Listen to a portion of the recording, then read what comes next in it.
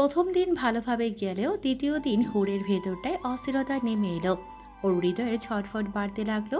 নিজের বোকামি খেয়াল করে মন খারাপ করে বসে রইল সে। সেই মন খারাপ বোধ হয় জাহিনের কাছে ঠিক ঠিক পৌঁছে গেল। তাই তো ছেলেটার কল এলো সন্ধ্যার কিছু সময় পূর্বে। তখন আকাশ ঈষৎ লাল হয়ে এসেছে। সূর্য ডুবে গিয়ে ধীরে ধীরে চাঁদের আগমন ঘটতে শুরু করেছে। সেই সন্ধ্যার আগ মুহূর্তে ভীষণ ব্যাকুল হয়ে পড়ল হুর, তবে কথা বলতে পারল না। ওপাশ থেকে সুর ভেসে এলো। হুর। মেয়েটির হৃদয় যেন এক পশলা বৃষ্টির স্পর্শে নেচে উঠল, তবে গলা দিয়ে কথা যে আসে না। হুর শুনতে পারছো? হুম। মেয়েটার জবাব নেই। এবার জাহিনের কপালে এক ভাঁজের উদয় ঘটে। ও ঠোঁট কামড়ে কয়েক সেকেন্ড চুপ থাকে, পুনরায় ডাকে। হুর, ঠিক আছো তুমি? এবার কিছুটা হাঁপিয়ে গিয়েছে। এমনভাবে মেয়েটি বলে, জি আমি ঠিক আছি। তারপর কয়েক সেকেন্ডের নীরবতা, কেউ কথা বলে না। জাহিন বোধহয় ইচ্ছে করে সময় দেয়। সেই সময়টুকু পেয়ে মৃদু সুরে হুর বলে, আপনি ঠিক আছেন? হ্যাঁ। ছোট্ট একটা জবাব, তবে প্রশান্তির। হুরের ভালো লাগে, একই সাথে কান্না পায়।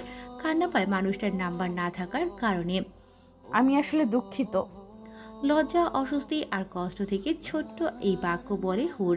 জাহিন একটু চুপ থেকে বোঝার প্রয়াস করলো, অন্তরের জবাবটির সাথে মিলিয়ে নিতে শুধালো। কেন? আমার কাছে আসলে আপনার নাম্বার ছিল না, তাই কল করতে পারিনি। বিষয়টি স্বাভাবিক ও অস্বাভাবিক দুই অনুভূতির মিশ্রণ, তবে জাহিন সেসব তোয়াক্কা করল না। ওর মন খারাপ ও হয়নি। ও বোঝদার মানুষ, মেয়েটির অনুভূতি বোঝে, জানে, মানিয়ে নেয়ার চেষ্টা করে। কোনো ব্যাপার না, তুমি বলো সব ঠিকঠাক যাচ্ছে কি না। আমি ঠিক আছি, কিন্তু আপনি? ওকে আটকে দেয় জাহিন, বলে, আমি রাগ করিনি। কিন্তু আমার যে কষ্ট লাগছে। জাহিনের অধর প্রসারিত হয়। এই মেয়েটির হৃদয় সে যে স্থান তৈরি করতে পেরেছে এ নিয়ে কোনো সন্দেহ নেই, তবে দ্বিধাটা এখনো বিদ্যমান, সেটাই কাটিয়ে নিতে হবে। আপনি সত্যিই রাগ করেননি? রাগ করলে কল করতাম? জানি না, আমার শুধু মনে হচ্ছে আপনাকে রাগেই দিয়েছি। হুম, একদমই রাগ করিনি, তুমি এটা মনে রেখো না। অমন সময় সন্ধ্যার আজান পড়ল। ওরা দুজনেই চুপ হয়ে গেল, মনোযোগ দিয়ে আজান শুনল। আজান শেষ হলে জাহিন বলল, কোনো ব্যাপার না, তুমি এটা নিয়ে ভাববে না, আমি পরে আবার কল করব। আচ্ছা। বলেই কল কাটল হুর। ভেতর ঘর থেকে মায়ের ডাক পড়েছে। ছোট ছোট কদমে এগিয়ে গেল সে সেদিকে। মেয়ের মুখটার কিছু ভালো লাগার পরশ অনুভব করতে পারলেন লতিফা। এগিয়ে এসে বললেন, নামাজ পড়বো, অজু করে আসি চল। কথা মতন মাথা নাড়ল হুর। কল পাড়ে এসে অজু করতে বসলো। অজুর পানি মুখ স্পর্শ করে যেতেই ভেতরতে শীতল হয়ে এলো। মনে পড়ল জাহিনের বলা কথাগুলো। জাহিন যখন বলছিল, আমার প্রয়োজন নও প্রিয়জন, সেই মনোমুগ্ধকর বাক্য হুরের হৃদয়কে আরও একবার আন্দোলিত করে। চোখ ভিজে যায় অশ্রুতে। ও মনে মনে প্রার্থনা করে এই মানুষটা ওর দ্বারা কখনো যেন না ঠকে। মনের ভেতরে জাগা সমস্ত দ্বিধা যেন ধুয়ে মুছে পরিষ্কার হয়, আর জাগ্রত হয় শুদ্ধ ভালোবাসা। যেই ভালোবাসা অন্তরে লালন করে, একে অপরকে সঙ্গী করে পথ চলবে যতদিন প্রাণ থাকবে এই ধরে। নামাজ শেষ করে মায়ের সাথে এক কাপ চা নিয়ে বসলো হুর। লতিফা ও মীর সঙ্গ পেয়ে আনন্দ বোধ করলেন। কথার মাঝে সহসাই বলে উঠলেন, তোর বাবা আজ বেঁচে থাকলে কত খুশি হতেন বলতো। বাবার কথা মনে হলেই হুরের মন খারাপ হয়। ওর অভিযোগ করতে ইচ্ছে করে, বাবা কেন এত আগে চলে গেলেন। হুর, তুই সুখী তো মা? এ কথায় চমকায় মেয়েটি। মা কি কোনোভাবে কিছু বুঝেছেন? তিনি এগিয়ে এসে কন্যার গাল স্পর্শ করেন। সব ঠিক আছে মনে হচ্ছে, তবু কোথাও একটা ভয় হয় রে। ভয় কেন পাও মা?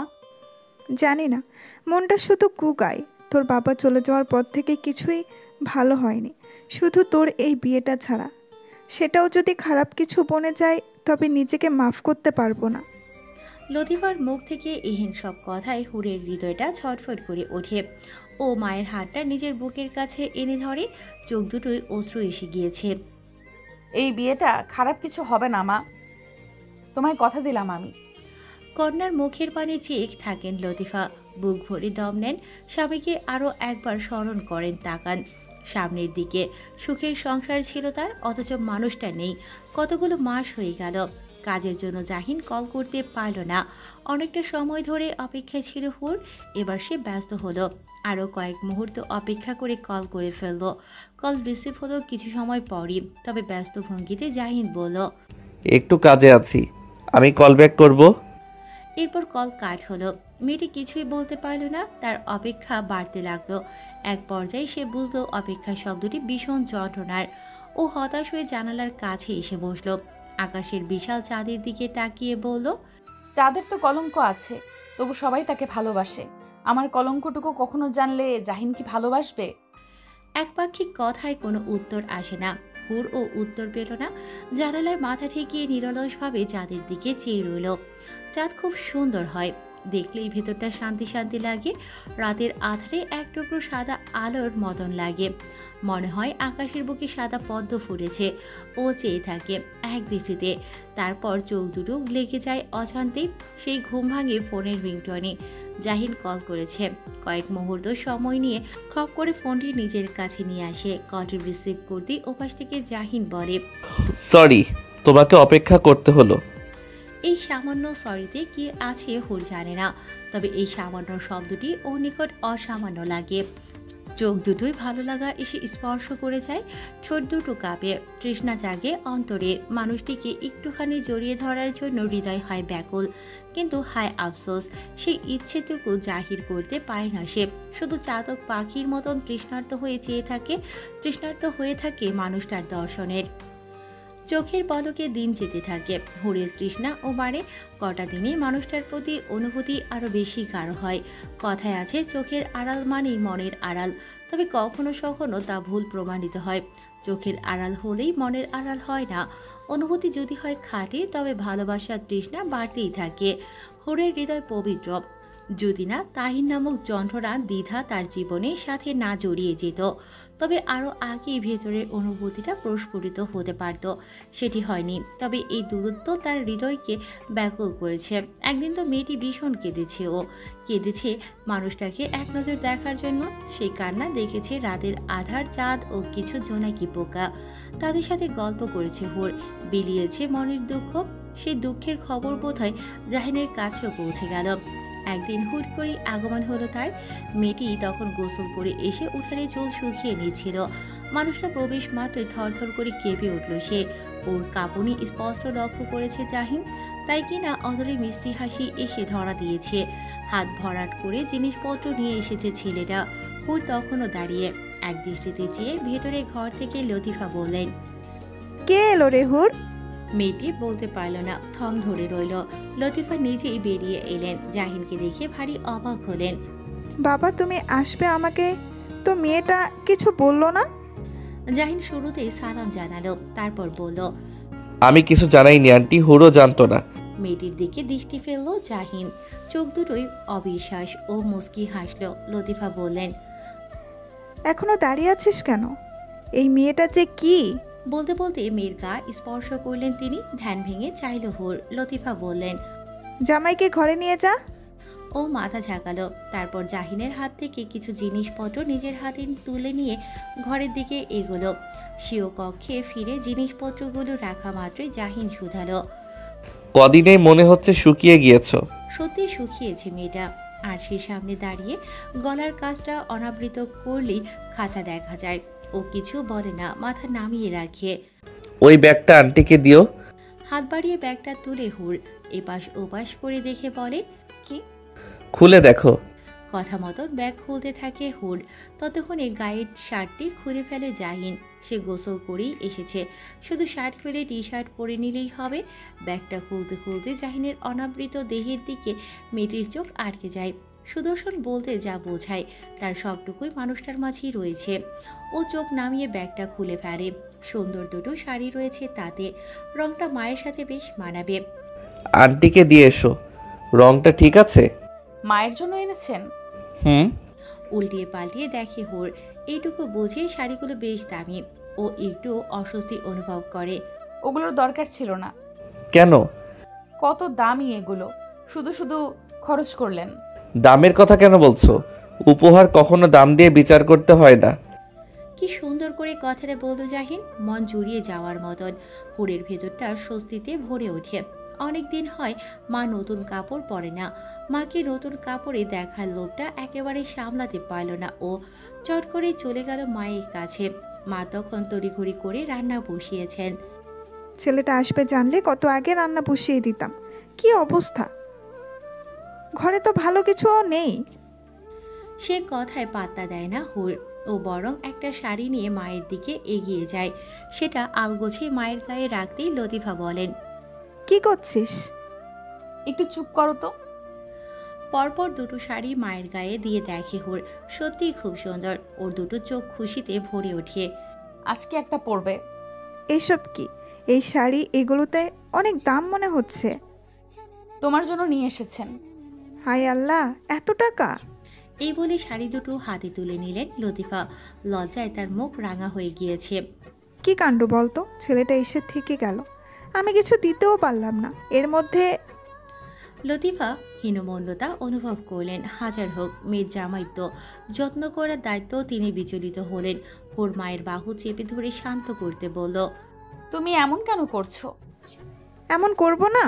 ছেলেটাকে কিছু দিতে পারলাম না। উনি ভালো মানুষ মা, বুঝদার, এসব নিয়ে কষ্ট পেও না। লতিফা সরল চোখে মেয়ের দিকে তাকালেন। এই প্রথম মেয়ের মুখ থেকে প্রশংসা শুনলেন তিনি। ওনার ভেতরটা খুশিতে ভরল। তিনি একটু দ্বিধায় ছিলেন মেয়েটা সুখে আছে কিনা, এটা ভেবে বুকটা হু হু করছিল। কিন্তু এখন মনে হচ্ছে মেয়ের জন্য সর্বোচ্চ ভালো সিদ্ধান্ত নিয়েছেন তিনি। সেই জন্য মনে মনে সৃষ্টিকর্তার নিকট শুকরিয়া আদায়ও করলেন। শুধু লতিফার জন্য নয়, হুরের জন্য নতুন পোশাক এনেছে জাহিন।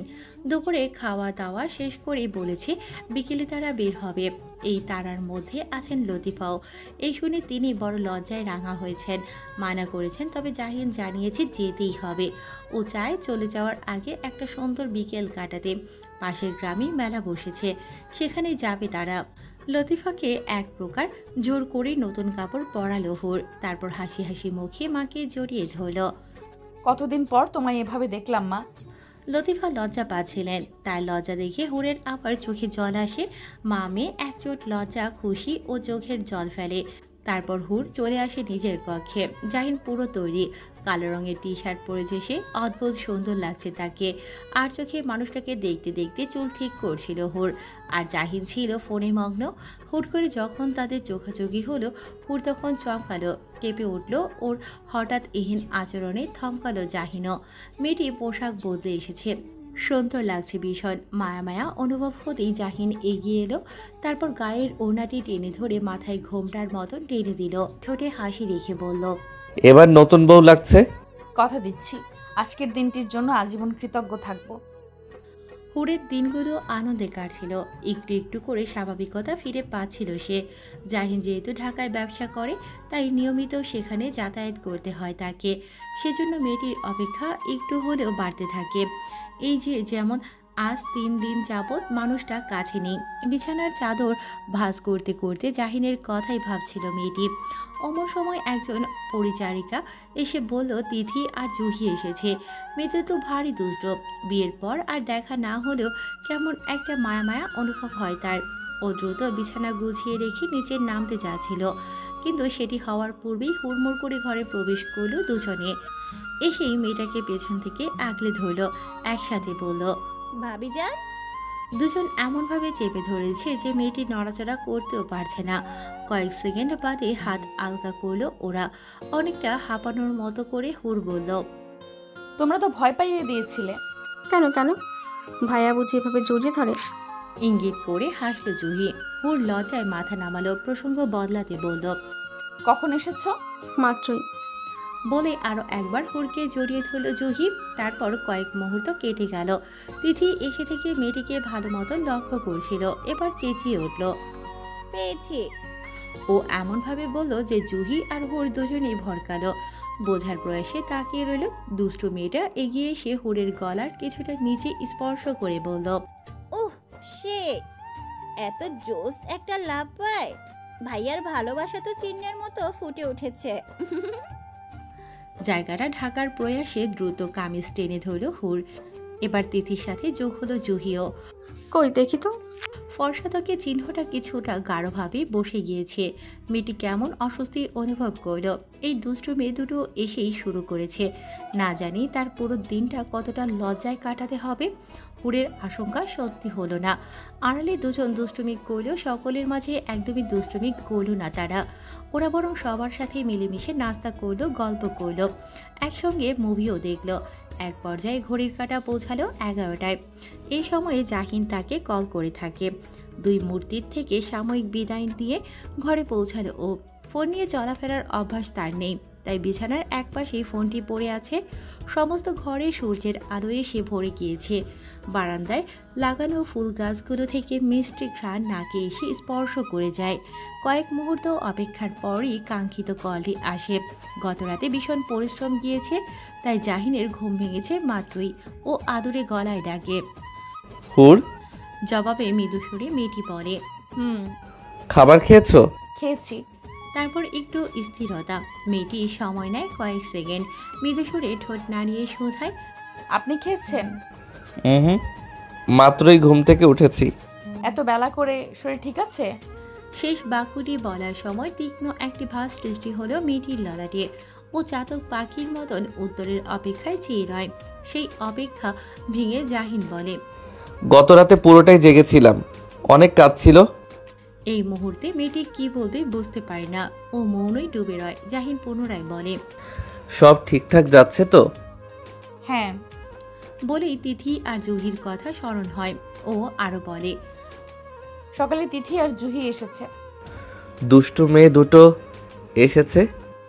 স্কুল বন্ধ সেই সুযোগে এসেছে। তোমাকে তো তাহলে খুব জ্বালাবে। না না, ওরা তো জ্বালায় না, শুধু। বলে একটু থামে হুর। আরশি বরাবর বসে থাকায় নিজের মুখশ্রীর দেখা মিলে, যা দেখে নিজেই লজ্জায় রাঙা হয়। শুধু কি বললে না তো? না মানে। শুকনো ঢোক গিলে মেয়েটি, গলাটা কেমন যেন শুকিয়ে এসেছে। স্বামীর সাথে একটা সাধারণ বিষয় শেয়ার করতে গিয়েও বুকের ভেতরটা কেমন ধিমধিম করে। ও বুক ভরে সমীকরণ টেনে নেয়। তারপর চোখ দুটি মুদিত করে একদমে বলে। শুধু লাভ বাইট নিয়ে বলেছিল। সেদিন গলার কিছুটা নিচে যে চিহ্নটা হয়েছিল ওটা নিয়ে বলেছিল। এই মুহূর্তে পৃথিবীর সমস্ত লজ্জা যেন হুড়কে স্পর্শ করে গেল। স্বাভাবিক বৈবাহিক সম্পর্কে আছে তারা, তবু এই কথাগুলো বলতে গিয়ে ওর বুক কাঁপছিল। এত দূরে থেকেও জাহিন যেন ওর লজ্জায় রাঙা মুখ, কাঁপতে থাকা ঠোঁট, ভরকানো চোখের দৃষ্টি সব যেন বুঝতে পারছিল। তাই তো ঠোঁটের করে মসৃণ এক হাসির উদয় ঘটেছে। হুড়ের মনে হলো যখন তখন মাথা ঘুরিয়ে পড়ে যাবে, তাই নিজেকে শীতল করে বলল। আপনি তো নাস্তা করেননি, উঠে নাস্তা করে নিন। কয়েক সেকেন্ডের নীরবতা, মেয়েটির জবাবের অপেক্ষায়। ওপাশ থেকে জবাব না এলে সে কল কাটতে পারবে না, তার তো সেই সাধ্য হবে না। এদিকে মানুষটা চুপ করে আছে। অসহ্য ভালো লাগায় বোধ হয়ে আছে হুড়ের সমস্ত মন। সে অপেক্ষা করতে পারছে না, তাই আবারও বলল।